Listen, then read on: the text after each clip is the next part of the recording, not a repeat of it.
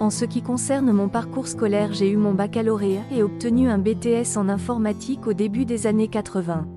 Après l'obtention de mon BTS, j'ai eu la chance de décrocher un stage chez un concessionnaire Apple, en mai 1984. Le tout premier Mac en version US est arrivé au début de mon stage et il était immédiatement évident qu'il ouvrait de nouvelles perspectives.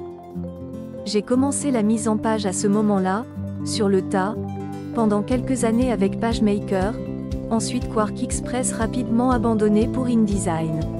J'ai également eu la chance de pouvoir travailler avec un imprimeur qui m'a beaucoup appris.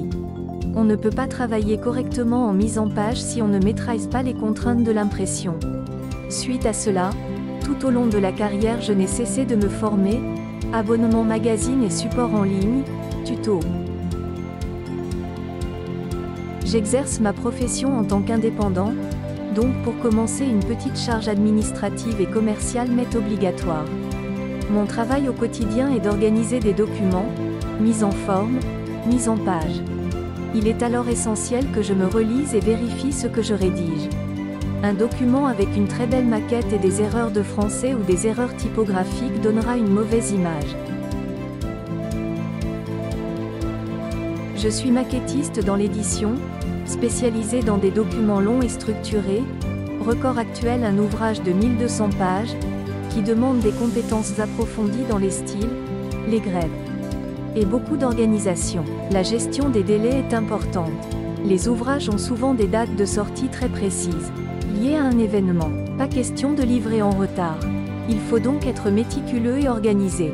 Il est important d'avoir une bonne capacité de résistance pendant les bouclages qui peuvent être tendus.